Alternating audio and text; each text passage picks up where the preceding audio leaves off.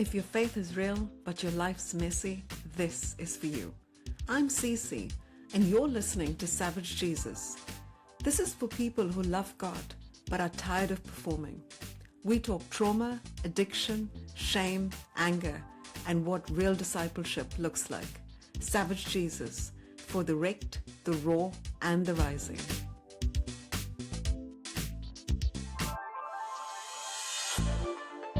Today, I'm joined by Michelle Steiner. Michelle is a writer, speaker, and advocate who lives with an invisible disability. From early on, she was told there were limits to what she was able to do. People told her she would not go to college, not get a degree, not be published, and would not build the kind of life she wanted. But Michelle didn't accept that as the final word. She went on to graduate with a bachelor's degree from Slippery Rock University. She's also been published across multiple platforms. She works as a paraeducator, supporting students with disabilities in a school setting. Michelle's story is not about one dramatic breakthrough moment. It's about persistence. It's about continuing to show up, continuing to grow, and continuing to walk with faith even when challenges did not disappear. She speaks openly about living with disability, navigating limitations, and what it means to build a life that still has purpose, contribution, and meaning. Michelle, I'm really glad that you're here to join me today. I'm so excited to have this conversation. It's great to be here. Yeah, thank you so much. So before we get into your story, can you tell me a little bit about your life today and the work you do? I know you work with students who have disabilities. What does that look like on a daily basis, and what do you love most about that role? Sure. I work with students in the school as a paraeducator or a teacher's aide. I work with seventh graders this year. And a lot of what I do is I work with students that have disabilities and they are accessing the gen ed curriculum in our school. And they have some classes where they have a learning strategies like a resource room. And I go into the classes and I help the students with their work and with being able to understand things. All the kids know, do not ask me for help with math because I cannot do that. But I'm able to help them with a lot of the other work. And I can also help them by advocating for themselves. And I think that's so Yeah. important, especially with having a disability myself, because for so many of my students, they're going to have that for the rest of their life. And one day they'll leave me, and I hope every Oh, dream comes true. But that learning how to advocate is so important.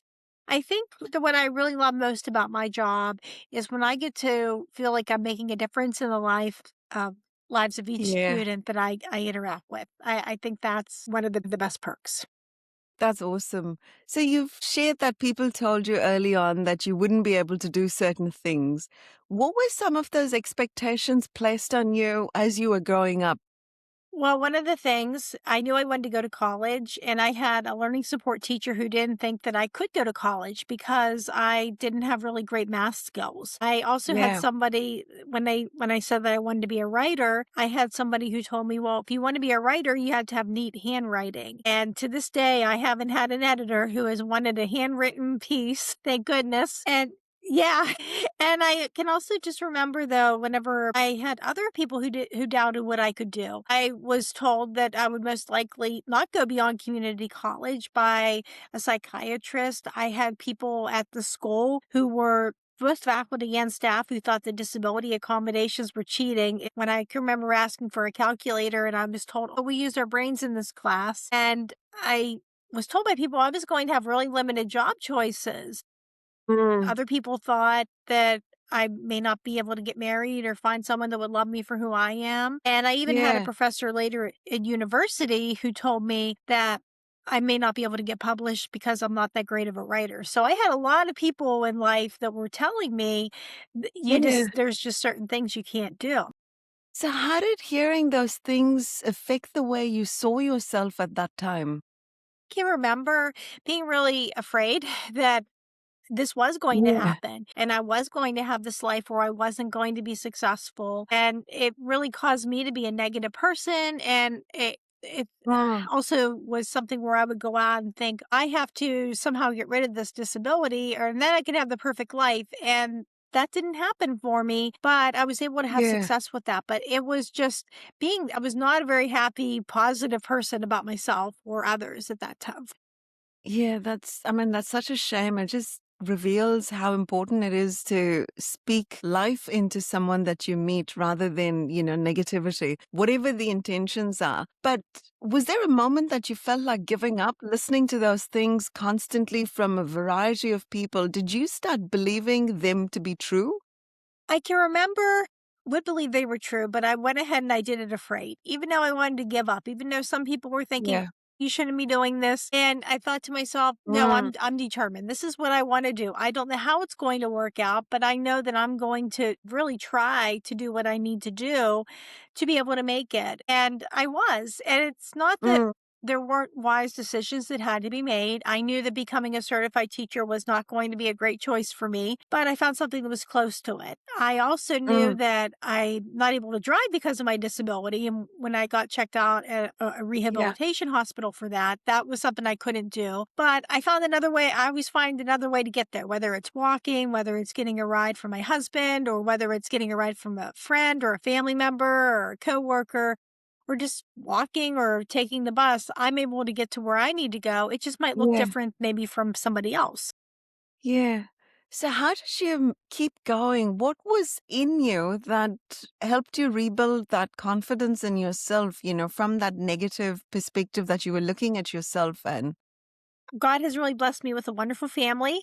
They were there from the very beginning advocating for me. That was something that was always really important. They were the ones we spent a lot of long, often tearful homework sessions at night, but they made me go to school and they had me try my best at whatever I did. I didn't have to have perfect grades, but I had to try and make an attempt. And they also really pushed me to be independent. I was also blessed with some great friends, especially at Yeah. university where they couldn't fix my problem that I had a disability or was having different problems in a class, but we could go out on a Saturday and we could laugh. And sometimes that helped to have that security around that. It was focusing on all my strengths, the things that I were good at, like reading and writing and just photography. I think Yeah. those were things that helped me. But God also opened up a lot of doors for me. A lot of people were saying, no, this isn't what you're going to do. And God had a different story. And He opened up so many doors for me that I couldn't even open up for myself. And He still does. Yeah. So you went on to get a university degree despite those expectations and limitations placed on Hmm. you. What did that journey actually look like? So, for someone who's going through whatever disabilities, and I'm deliberately not naming it because I don't want to limit what people's opinions and views are, because I don't want them to go, oh, that's different to mine. I'm just going to keep it as an umbrella of disability. What did that journey look like in practical terms for you to go on and step outside? Yeah, to get your degree. Right. Well, one of the first things I was connected with was Office for Vocational Rehabilitation. They're a federal program in the United States, and they help pay for college. They also help with job placement assistance. And I got connected with them. And that was one of the first things because I didn't take any SATs or ACTs for that because I was doing well in my classes, but I wasn't taking anything that would be college level work. And I can remember Yeah. asking them, and I said, well, I haven't taken SATs or the other test. And they said, well, that's all right. A lot of places look at how well you do at a community college and before Mm, university. We found a place that had disability accommodations. I went to a disability college fair where I got a chance to look at all different kinds of schools that have them because schools that do have federal money, they have to provide accommodations for people with disabilities. Now, private ones don't have to do that, but a lot of them are providing those as well. It's really important for anybody that wants to go to school to see, well, what kind of accommodations do they offer? And to see, do I have to pay for them? Or, how is it different maybe from another place as well? And I had that chance to really look at a lot of different places, and we decided on community college. I had to, in order though to get all the services as an adult, I had to get tested for a learning disability all over again. And that was done by a psychiatrist, that sort of thing. I had to also register at the schools that I went to for their Office of Disabilities for their services. And they would send a memo out to the professors saying, Michelle has a learning disability, but it was mm, up to me to go up to my professor and talk to them and be like, I need extra test time. These are the services that I'll need and to get a signature. So that was really up to me to advocate for myself. And when I was really young, I didn't do well at it. When I was Yeah. older, I did a lot better because I understood that this is what I needed. And there was always going to be people who were thinking it wasn't fair, and I couldn't control that. Mm. But if I just silenced those voices, I was Yeah. able to do much better. Yeah. So were there moments that it was just overwhelming, handling all of those things because it's really hard for anybody with or without disabilities to be able to advocate for themselves because there's a lot of limitations and voices that go on in your own head going, oh, am I being unfair to others? And, just the baggage that comes with it. Was there any moment that you felt like it was too much and it was just easier to not go down this path? I can remember when I was at community college and I was struggling with my grades, and I had a lot of that stigma surrounding services. Yeah. And everyone was telling me, "Well, you can do better." And I didn't want to be put Mm, into a box, and I didn't use them, and that yeah. was a big mistake.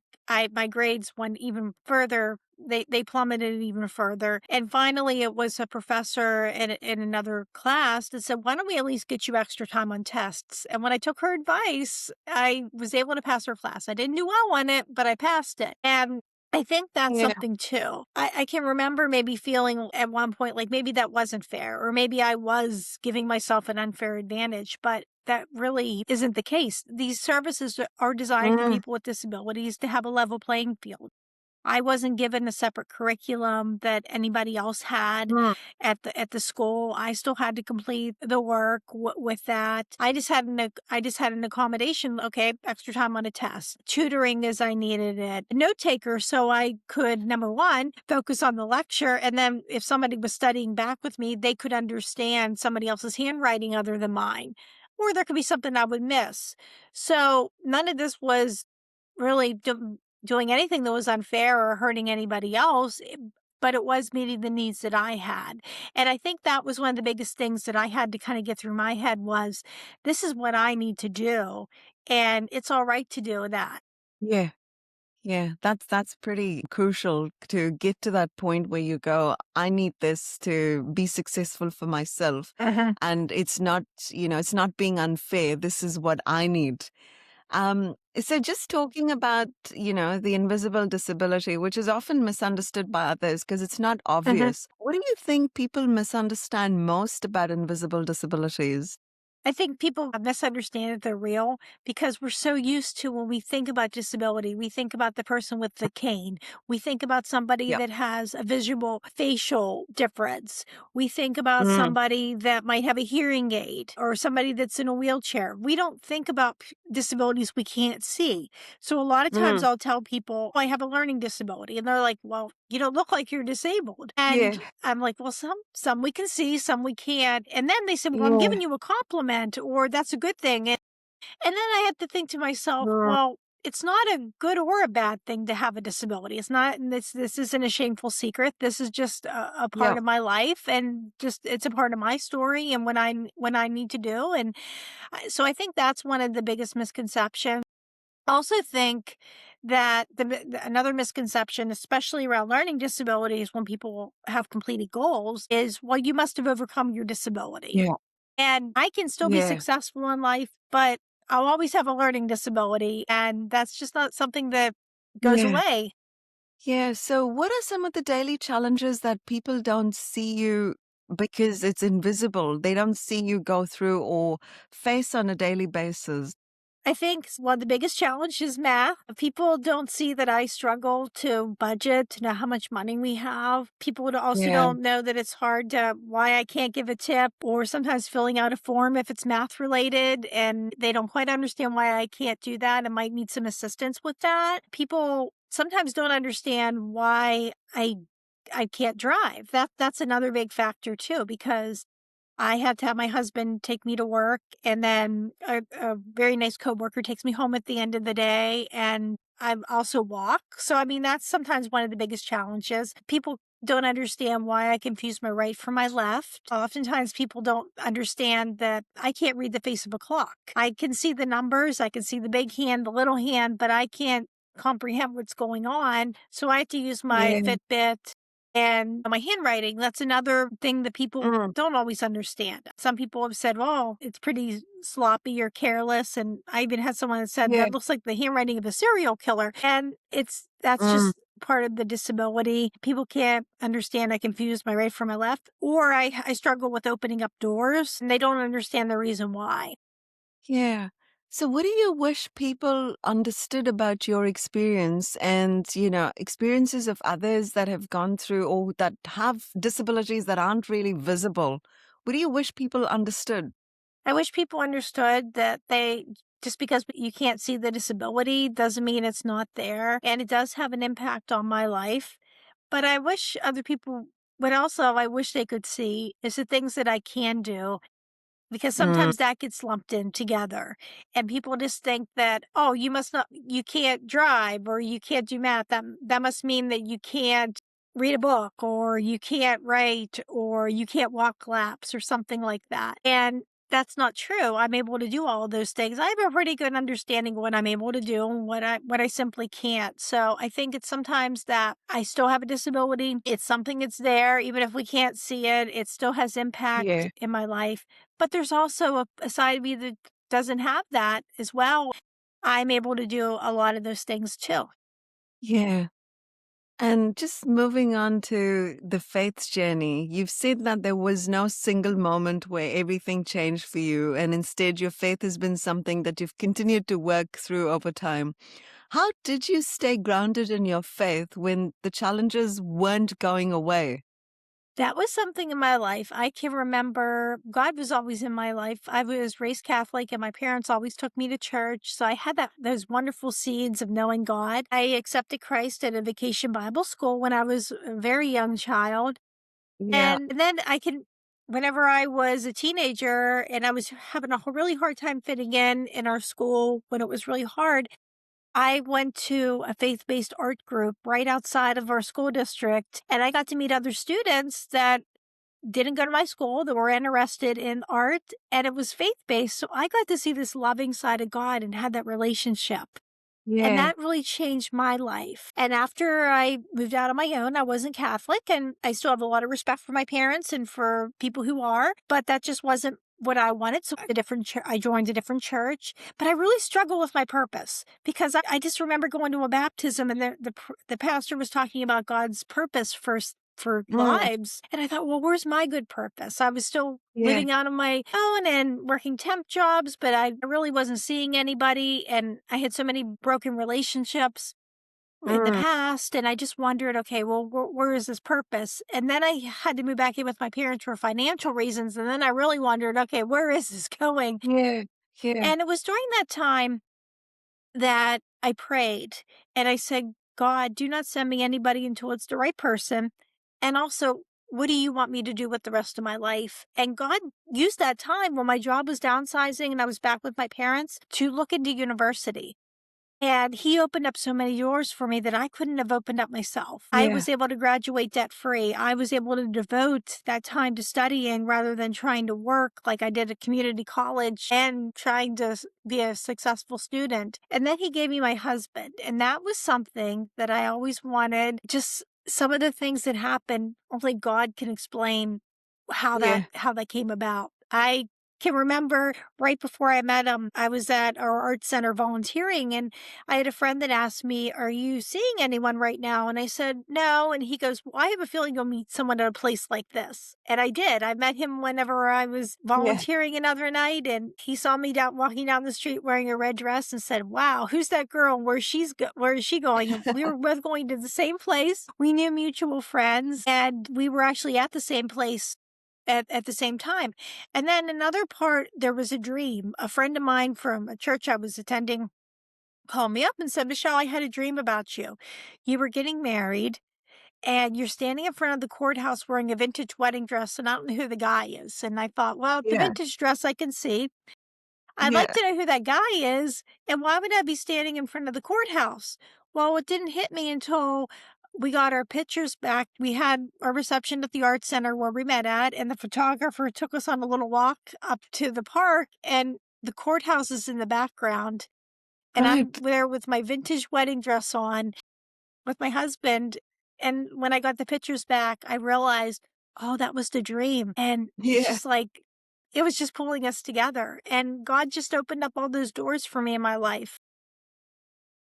So, with God opening doors slowly, which he normally does, because it never works in our time, it works in his Hmm. time. What does it mean to keep walking with God when things aren't just magically fixed and just miraculously everything just turns around and, ta-da, we're all brand new now? What does that persistence? I think a lot of that persistence means we have to give it to him, everything to him, and he'll answer back in his time the why. And sometimes we can't always see that why in the moment, but he sometimes does reveal that to me. I can remember I was trying to help a student in a class and they were doing something math related. And after telling them I couldn't do math, nobody was listening to me. And I can just remember looking up at the heavens and I said, why? Why, God, am I in this class? You know, I can't do this. And somebody told me, so and so's crying. And I looked over and there was a little boy crying and he was so frustrated because he couldn't do the math. And I got down on eye level with him and I said, I understand how hard it is. And I can't help you with that, but I want you to let me know when you are frustrated so I can give you somebody who can and the resources. And before I knew it, that student wasn't crying anymore. He was raising his hand. He was answering questions. And right when I was dealing with that, I just heard this voice and it just said, see, this is what you were here for. It wasn't to do math, but it was here to be for that student today.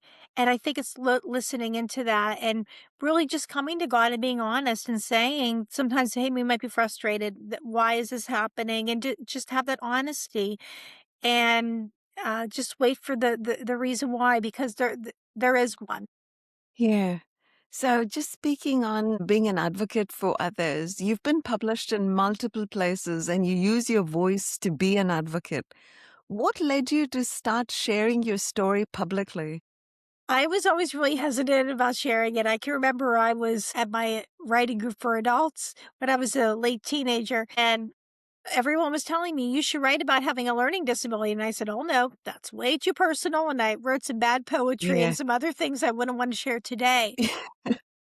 But that group still meets 20 years later, and they got to watch me grow Mm, as that writer and that person. And what really led me to finally share my story is when my husband and I bought our house. I could not unlock our front door. I was diagnosed with limited hand dexterity and I was so frustrated. And there was a call on the mighty for what's a seemingly easy task for others, but it's hard for with your disability. And I wrote about it. And when it got published, it was one of the most healing things I ever did. And I had such a great response that it just encouraged me to write other articles and to write for other places and to start my own blog, Michelle's Mission. that's awesome. So, what do you hope people understand when they read your work? I hope when they understand when they read my work is what my life is like with having one. And that gives other people education on my perspective. And other people might have a different one, and that's okay too. But what I hope to do is my mission statement is to encourage, empower, and educate people with and without disabilities. Yeah. And what do you think people with disabilities need most from those around them? Whether they're strangers or not. I think the most thing people need is to have that understanding where people can, or that acceptance that we can accept the people might be different. They might think differently than we do. They might learn. They might act differently with having one. I mean, to have that acceptance for who somebody is. And I think sometimes when we have that acceptance and we talk about our differences, that gives other people that permission to share about theirs. Yeah. And how would someone like me, for instance, who does not have a hidden disability or a disability, how would I be more supportive and understanding of someone else in practical terms? So, what would a normal conversation look like? What can I and support them with? How would I be able to understand them in everyday life? I think sometimes it's getting to know who the person is and then asking how they can Mm. be best supported because oftentimes we want to put everybody in like this little box or this little cookie cutter Yeah. thing.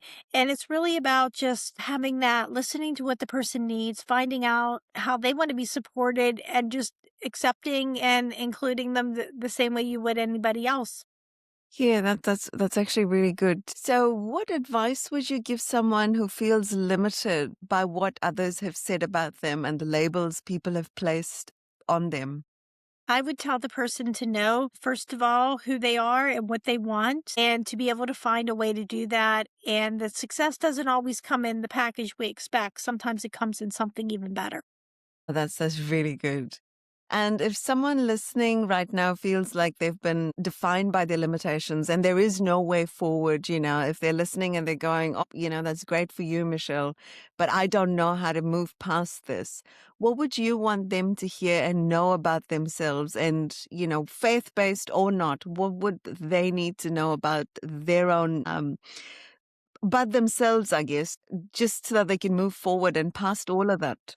Everybody has a purpose. Everybody has a plan in life of things that they're supposed to do. And I wondered what mine was for many years, and it was revealed for that. And there's not a single person that does not have a purpose or a plan in their life. And it's trying to find what that purpose is, what that plan is, and going out there and doing it and finding maybe your own way of measuring what you would find success and just finding those ways to do those things.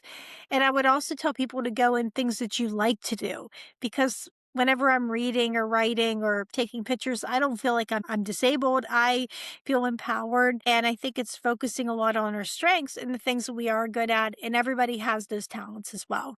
Oh, that's just awesome. Well, Michelle, thank you for sharing your story. What stands out most in your journey is that it's not about proving anybody wrong. It's about continuing to move forward even when things are seemingly difficult, but building a life that still has meaning and purpose. And you've done that beautifully. And I love the fact that you talked about being an advocate for someone just like you needed at that point, and the work that you do has just been incredible. So thank you for reminding me that growth doesn't happen in big moments. It just happens in quiet persistence and just keeping on, I guess. Well, thank you so much for joining me. It was absolutely lovely talking to you. Well, thank you for having me. It's been a pleasure. Thank you. Hey, thanks for listening. This has been Cece, and this is Savage Jesus. If something in this episode named what you've been carrying, don't rush past it. And if you want more of this, like, share, and follow Savage Jesus for the wrecked, the raw, and the rising.